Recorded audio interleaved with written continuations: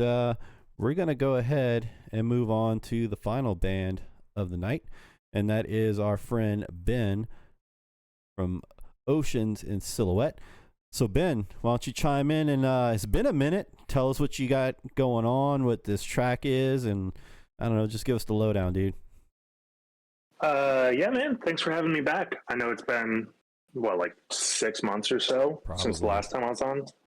Yeah, but yeah, things have been kicking ass. Last year I had 2 tours with Halocene. I've got another one coming up in a couple of months for the US, and then in the summer we're going over and playing Europe and doing some festivals with like Linkin Park and Slipknot and Iron Maiden and bands like that. And just feels insane and surreal that I get to do that shit now. Even like one of the festivals we're headlining above Unprocessed, which is like my favorite band. Between them and Novelist, it's like, just feels wild. So yeah, a lot of like really cool stuff. And then this single is the first track off of an album that I'm writing, that's got 12 different vocalists so far, because I'm just like you and my vocals are not good enough to feature on my own stuff. So I gotta, find talent where I can and drag them in and force them to sing over the insanity that I write. Yeah, I've got a couple of really awesome features that I'm not allowed to say their names yet, until like the track's about to come out, but very exciting. And yeah, that's just, this track is with Jordan from the band Fighting with Noise. They're a Trinidad Tobago band, and they're awesome.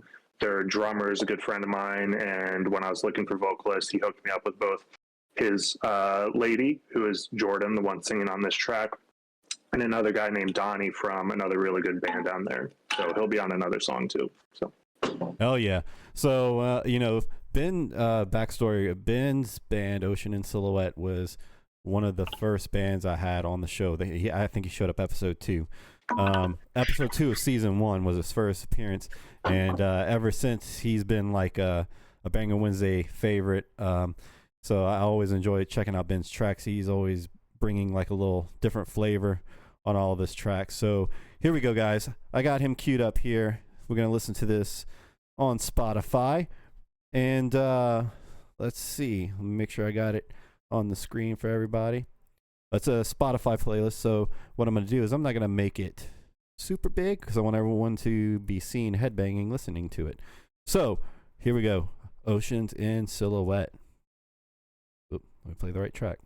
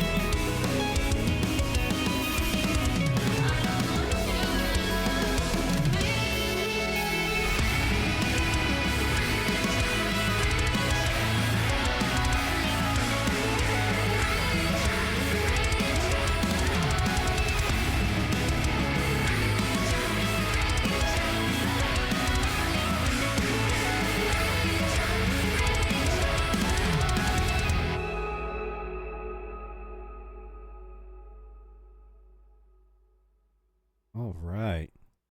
You know what, Scarlett. Let me steal a little bit of your thunder real quick. And I'll be real brief. This is one of the cool things I like about a lot of Ben's tracks. He's able to balance the heaviness with. And I can almost put this on and lay down and go to sleep to it. You know. I mean, I know there's people out there that they can put on the most shreddingest deathcore thing and pass out.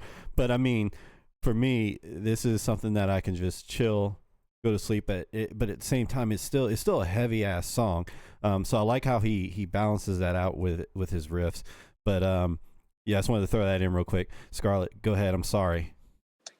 You never have to be sorry. I totally agree with it. Awesome freaking track, man. I totally was getting like some Novelist meets like Sleep Token kind of vibes at time. Like, I don't know, man, but it's a killer track.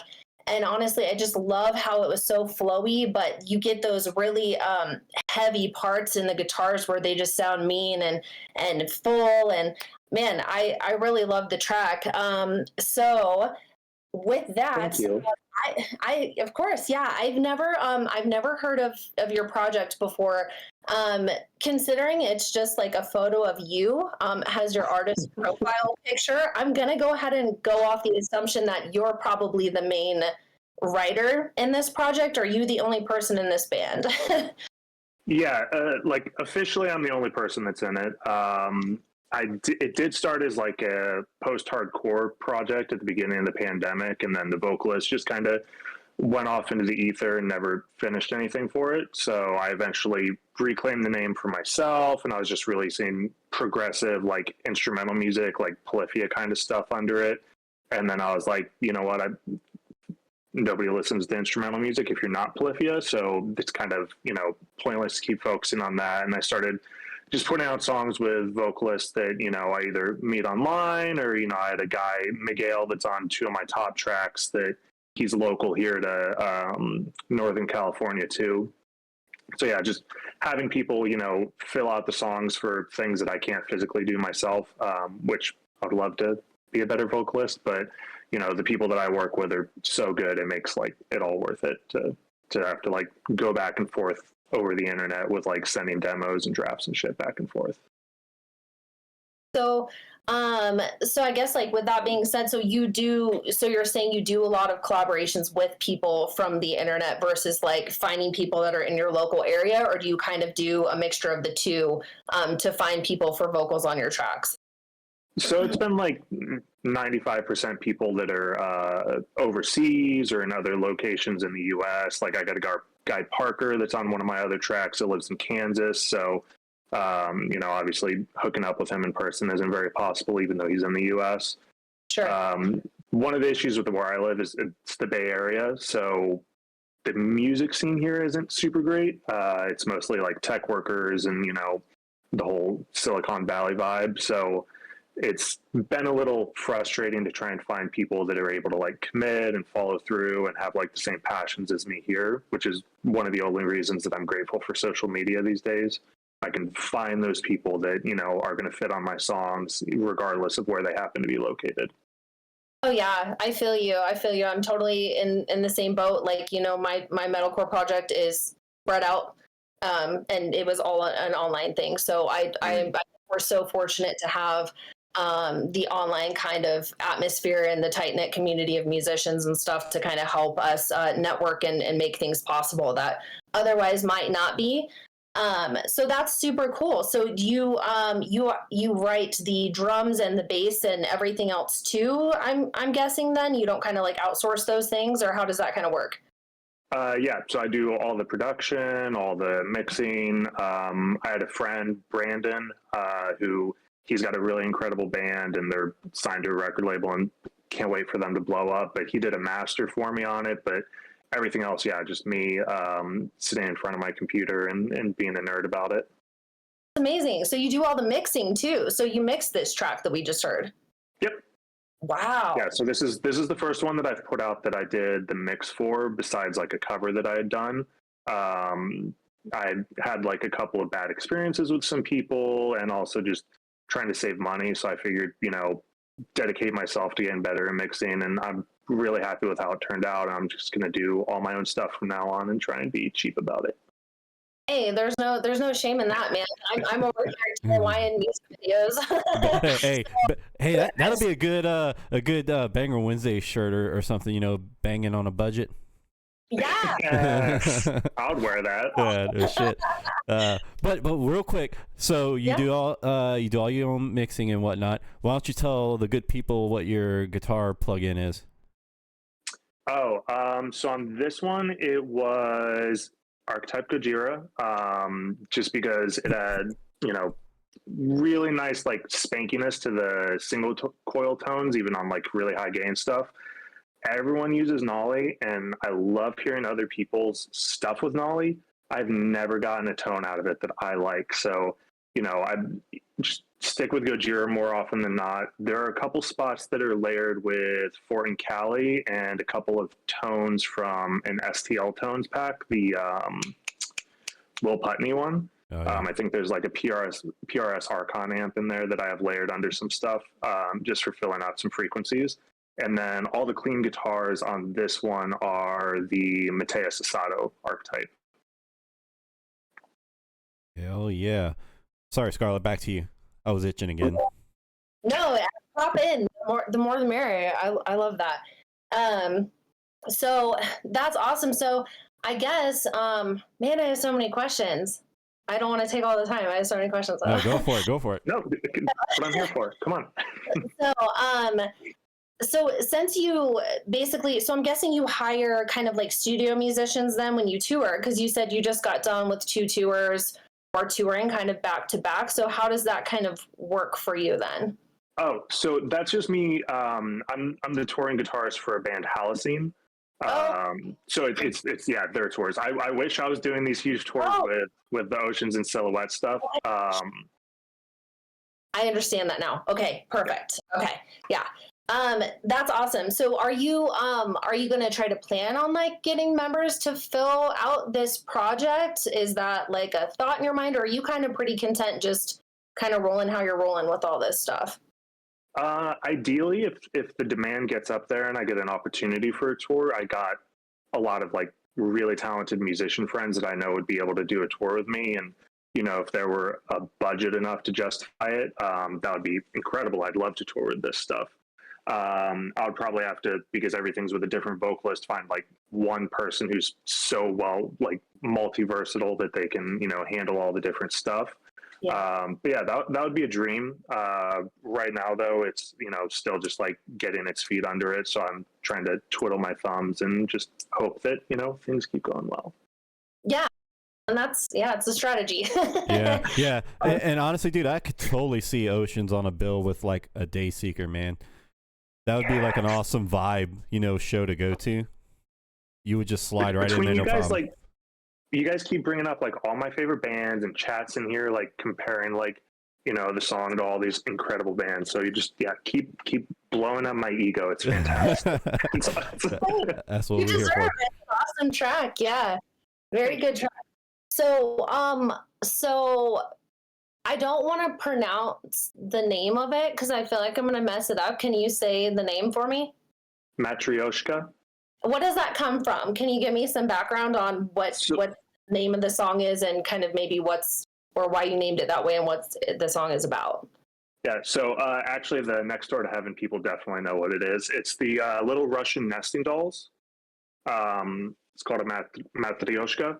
But so it's the little ones that fit inside of each other. And the concept was kind of, Jordan from Fighting with Noise, I had sent her this track and she sent me back like 2 days later, basically all the vocals like almost fully realized. She's just incredible and I loved it right off the bat. And one of the things she says in the chorus is, "I'm a Russian doll, hollow and full of myself." And that just like really resonated with me. And I love that like concept of kind of, we have all these layers that we like bury inside and we put a different shell around this one, a different shell around this one, a different shell around this one. And so I just wanted to use, instead of saying like Russian doll or like quoting the actual lyric, I wanted to use the actual word for what that is in Russian. It's really cool. That's a really cool concept. I like that a lot.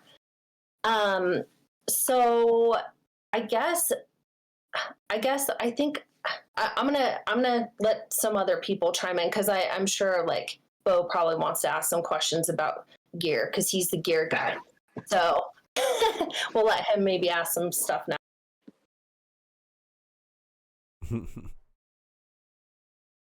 What's your tuning on this song?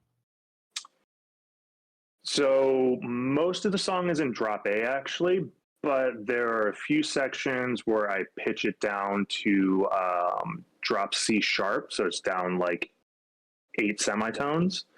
I recorded it before I had an 8-string in my house. So, going back, I would probably just string the 8-string up with some obnoxiously thick telephone wire and, record it to pitch. But that's the upside about how good like all the digital modelers are now, and that Neural DSP is building in the transpose function with a lot of the plugins.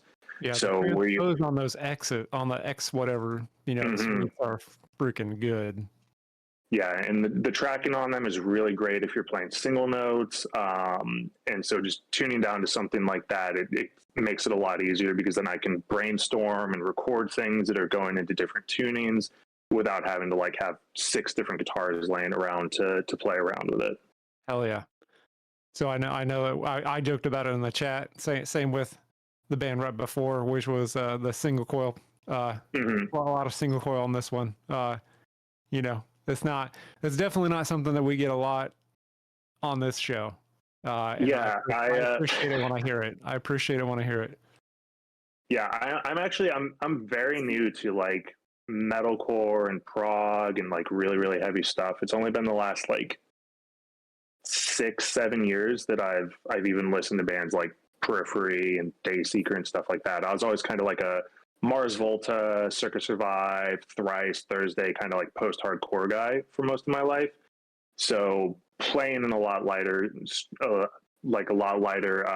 tonalities and having a lot of that kind of like note clarity come through from single coils is something that I've always really liked. So even with like some of the heavy, like low tune stuff on the song, it is still the single coils just because it has kind of that whine and that texture that I really like when you pick really hard. It stands out. So yeah. Thank you, man. Love it. Love it. I don't have any other questions. I do. What so hey, Dom. song's freaking sick as always. Thank you, man. So what are you doing to get your music out there besides obviously being on this awesome show? But do you have any like marketing strategies or anything like that you're implementing? Yeah, so one of the things that I've started using is they're basically kind of like peer review platforms where you can submit your stuff to different like playlist compilations or people who have blogs. And so I'm on a couple of different platforms like that where, some of them you have to like pay just like $1 amount. Other ones you can do like review for review and you get credits for, you listen to some other people's stuff and then you build up those credits so you can submit yours to people to, try and get them to post about you on blog or put you on their playlist or, whatever they happen to do to promote independent music. So I've been doing a lot of that, and you usually get pretty good results from that. Get a lot of really good feedback from it too, because you can see like what's not resonating with people. Because a lot of those platforms, you have to provide like specific feedback if you're not going to feature something. So always really good to have those kind of insights to see what you can adjust for next time. And then I'm going to be running Facebook ads and Instagram ads for this one. I just it came out like a couple weeks ago, and I got norovirus when I was at NAMM, and basically spent the last week and a half like throwing up nonstop and not able to get up out of bed. Today's the first day that I was even able to eat like real food in the last week and a half. So I kind of let it slide on the advertising stuff for right now because I just couldn't build up that like energy to put together a video and an ad and then schedule everything. But that's worked really well for a lot of people that I know doing the Facebook stuff, and that worked well for previous releases of mine. Yeah, and those websites he was talking about where it's like review for review and stuff, I'll be honest, I tried that before too, and it is not for the faint of heart because you are going to get some super harsh constructive criticism. So if you do it, just keep that in mind. They're going to be honest, but take advantage of that that criticism, because criticism, although it may not be exactly what you want to hear, it's most likely what you need to hear, especially if you're trying to build a following and you want to gain more listeners. It's a good thing to do, but you got to go in there with the right mindset.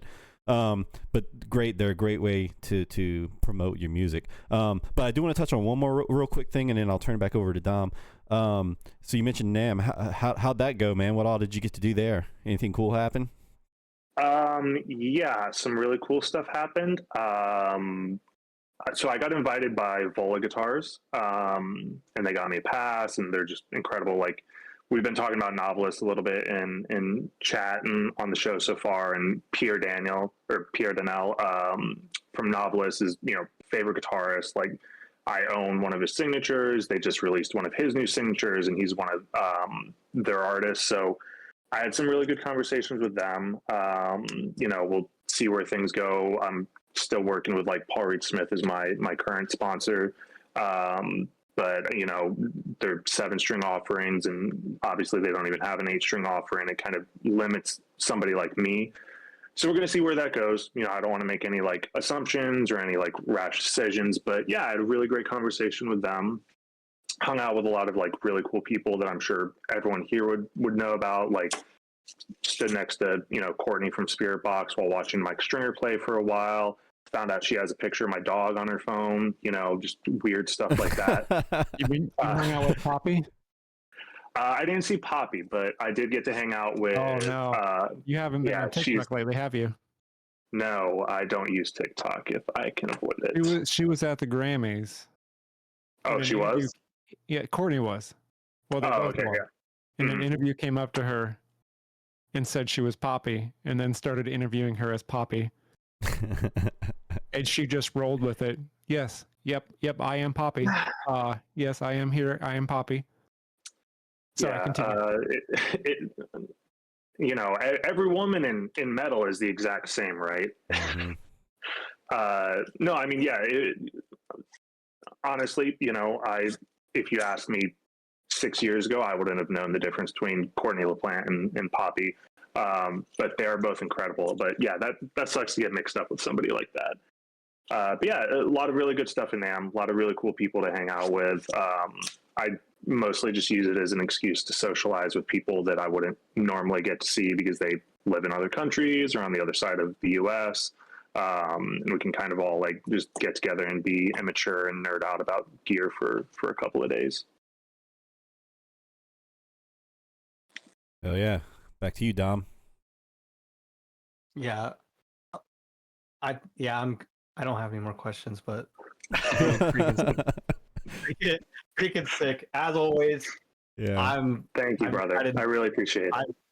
I'm so excited to hear more. So I'm It's sorry. going to be a ton of them. Yes, go ahead. Do you think because it's just like it's mainly you, do you think you're ever going to try to make a music video or anything like that? Or maybe you already have one. I don't have any background on that, but yeah, I've got music videos for 2 of my releases with other vocalists.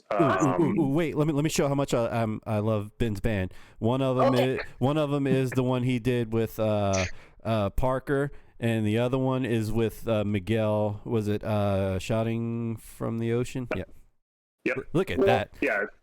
So yeah, Parker, like I said earlier, he lives in Kansas, so kind of hard to get together with him, but he was generous enough to buy himself a plane ticket and fly out to California to film a music video for the song that we put out last year. And just, I have a really cool like videographer and producer that really helps me out with like locations and shooting things on a budget. I know you had mentioned like somebody had mentioned editing a music video on a $0 budget. So that video, like I bought like $1,500 worth of stuff off of Amazon because my wife and I did like a partner acrobatics routine for it with like candles and, like outfits and all this stuff. And then we just returned it all to Amazon after. So we didn't have to like spend any money on the music video. You heard it here, folks. yeah, That's the way to do it. that's fantastic. Smart. Amazon's about to see an uptick in returns, I feel. Yeah. I know they started cracking down on their policies because people have been taking advantage of it a lot. But I mean, you know, when like, oh, what are their names? I'm so sorry. From Next Door to Heaven, Gene and Daria. Yeah. So like they mentioned during their interview, like we're not making anything off streaming. You know, Spotify pays, what is it, like a half of a tenth of a cent or something per stream or something stupid like that. They're It's just not even a cent. Yeah, nowhere near. It's they're irreplaceable streams of revenue that are just gone forever now for musicians. That, you know, where I'm at 20 years ago, I might have had a slightly more comfortable, you know, living and be able to pay for a music video, or there would be record labels that would actually be investing in artists like at my level. Now there aren't, because their revenue's gone too, and now they're just keeping more of the streaming money. So, you know, anything we got to do to get by, you know, if there's a little hack like that, I fully support. I love it. I love the hustle, and I think that, you know, pretty much everybody else that's here right now, they've done it in one way or another, done something like that. So yeah, I appreciate the hustle and keep doing it. Thank you. Yeah, so let me go in here a little bit.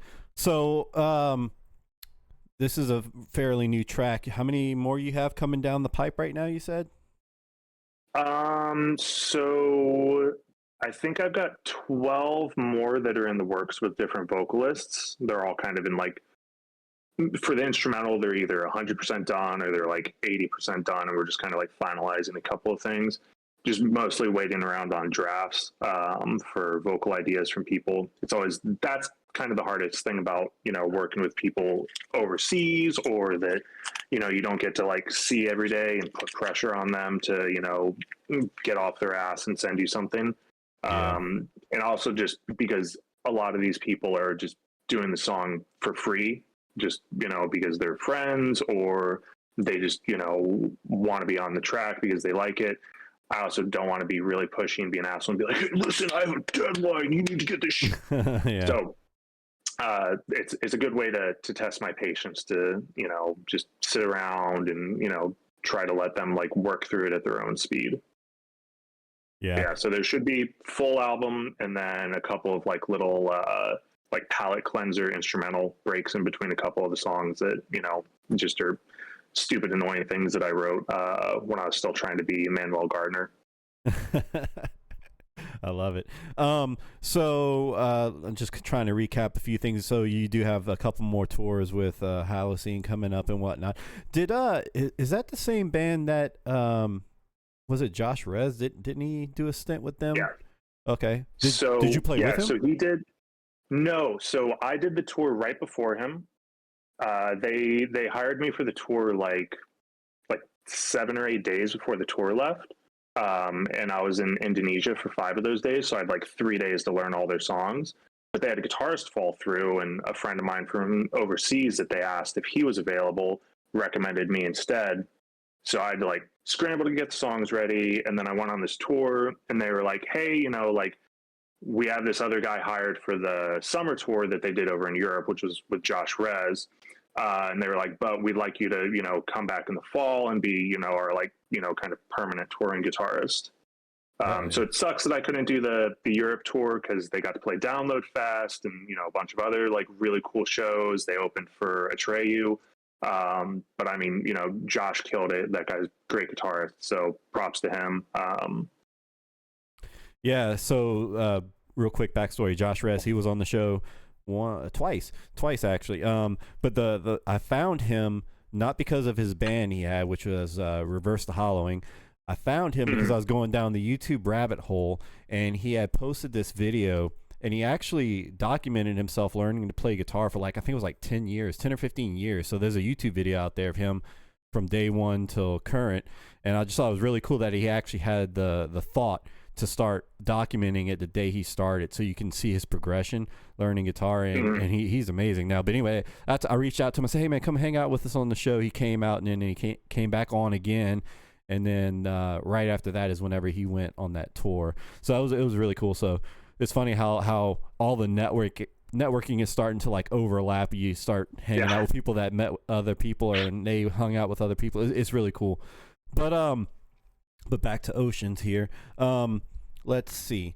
So, you know what, Ben? I know you guys got some. I say you guys. You have some fresh merch out. Where can people go to check that out?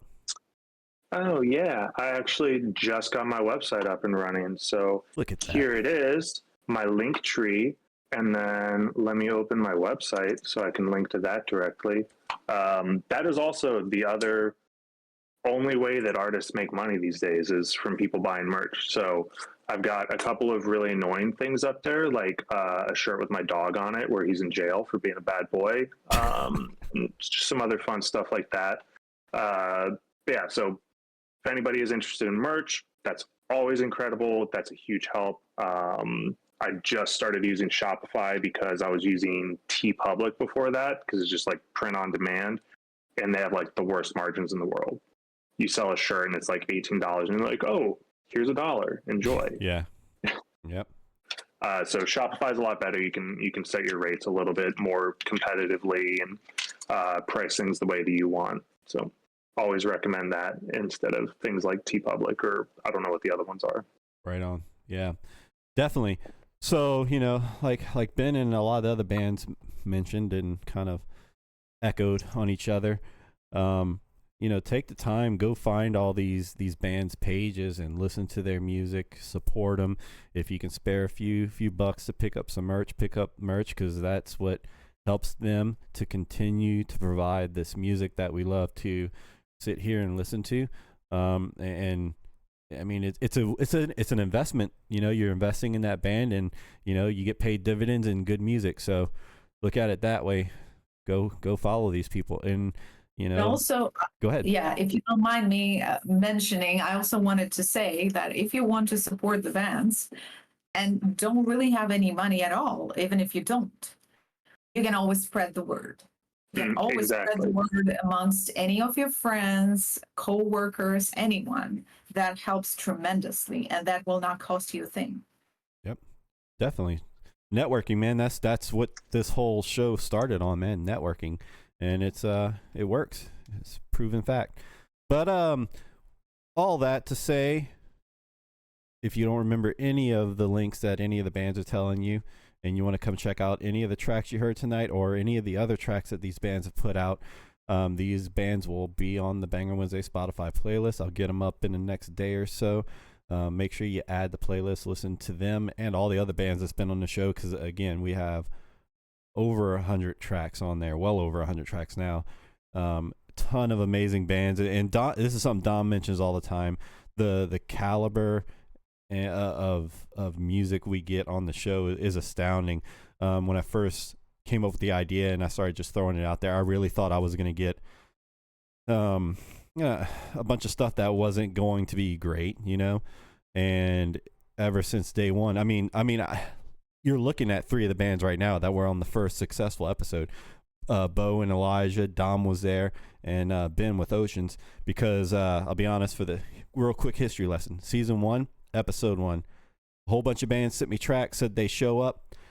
Game time comes, and I'm the only one sitting in Twitch by myself, and I listen to, 5 or 6 tracks talking to myself, and I was like, okay, well, this didn't go as planned, and I was like, I'll do one more, and if no one shows up, I'll just say, okay, I tried, and give it up.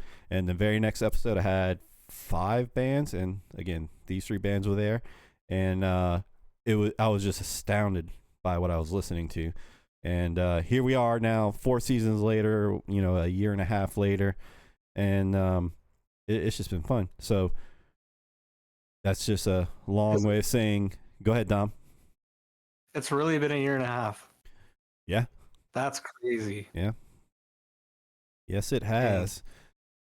Yeah, it's crazy. That was all just a long way to say that the bands and the people that actually show up to watch the show and listen are amazing. That's the reason why we're still doing it, because if no one showed up and no one wanted to listen to the playlist, no reason for me to do it. I can probably find something else to do on my Wednesday, but I'd rather do this. It's fun and it's worth it. So, episode 1 of season 4 is now officially in the books. I'll say it one more time, and I'm not gonna get tired of it. The Banger Wednesday Spotify playlist. Please go find it, add it, listen to it. Please, if you have a few extra moments, go to YouTube. It took us a while to get that up and running, but we finally are caught up with episodes. Really would like people to go over there, subscribe. It doesn't cost you anything. Go watch the videos, and show support for these bands that way. And we're trying to grow and expand. If all goes well, maybe we'll be live streaming on a few other platforms simultaneously. I'm looking into the multi-stream thing, so that's possibly in the future in the next few weeks or so. But you know what, Bo, Dom, Scarlett, you guys got anything before I wrap this up? Thanks to everybody for showing up. The bands, you guys were all awesome. We appreciate you. I love this community so much, and I'm so happy to be part of Banger Wednesdays now for this season. So, Bo, Dom, Forge, thank you guys. Love you guys. And mic drop. Can you follow that up, Dom or Bo? Oh yeah. That won't be as good, but seriously, everyone who's watching and the night's been great. The chat interaction's been absolutely amazing. Again, thank you everyone for showing up. I'm still baffled. It's been a year and a half. It flies by, but hopefully we can start getting some advertisement and stuff going up on the playlist and start funneling some more traffic to all you guys and to all the bands that show up, so we can at least, we're trying to help as much as we can, and the more audience we have and the more streams we can get you guys, it's going to be freaking awesome. So we're working on that as well. But yeah, this is awesome. This show's freaking sick. I love you all. That's all I got. Oh yeah. And Bo, the one that likes to sit there all stoic. You got any words? Fun. No, awesome music. I'm just here to listen. Yeah, right. And poke fun every now and then. But no, great show. It's fun having all these people back. And welcome, Scarlett. Hell yeah. Let's go season 4. Yeah. All right. And if this is your first time listening, we're always in the show with another track off the Banger Wednesday Spotify playlist. And I got that queued up. So I'll kick you guys out to the loading room. And if you want to hang around, listen to that last track, please do so. And keep in touch with us on social. See when we're coming back with the next set of bands. And as always, stay safe, keep banging your head, and we'll see you on a Wednesday soon. Here we go. Let's check out this track. And here we go. Let's play Chasm Darkly by Sunmancer. Here we go.